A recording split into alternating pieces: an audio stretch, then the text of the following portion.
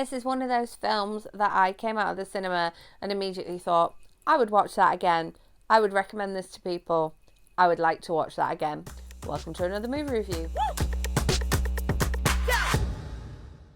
Welcome back, or if you are new here, welcome. My name is Katrina and I make bookish content here on this channel every week, and then movie reviews just like this one here at the weekend.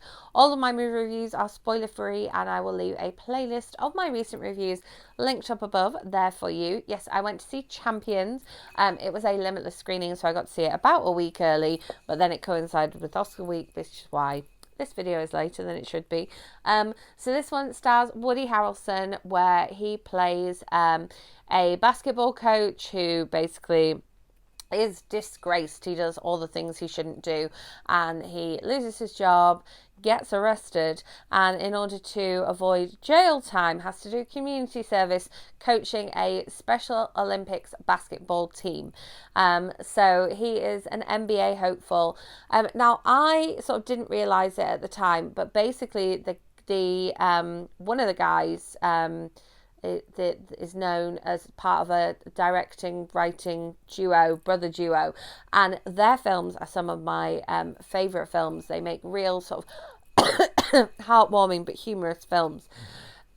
And this film, saw a poster for it on the tube yesterday, and it just says heartwarming. It said, didn't I come out of the cinema and instantly say that that film was a heartwarming film? So yes, this film is definitely feel good. It is definitely heartwarming. There are some funny moments in it. I was a little bit worried that because this film features this Special Olympics basketball team, he's offered to go and coach mentally disabled adults. I was really worried that the film was going to be patronising, that I was going to kind of like get the kind of ick factor from it. But I think because the film stayed fairly shallow and didn't go too deep into anything, like Woody Harrelson didn't try to like fix anybody. People were trying to fix him. And somebody pointed out that the kind of butt of the jokes in this film is always Woody Harrelson's character. I think that's why it didn't feel in any way kind of problematic or patronising, which I genuinely was worried about. There are some feel-good moments in this film. There are also some really like funny moments in this film, and some moments in the film that are kind of true to life and like, yeah, you know, bad stuff does happen to people.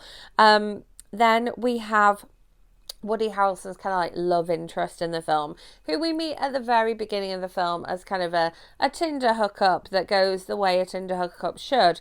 But then she reappears later in the film as somebody fairly important. And so it kind of like is a running joke throughout the film there. The other thing I really enjoyed about the film is the fact that it is set in Des Moines, Iowa. I don't feel like you get an awful lot of stuff set there, but I went there a couple of times because I knew that it was Bill Bryson's hometown, and I had read about it in Bill Bryson's books, and so I was like, I want to go and see Des Moines. So went there a couple of times after staying in Nebraska at some point, and so it was interesting to see something set there, because a lot of these films are set in the same locations, and I appreciated the difference in the setting of this film.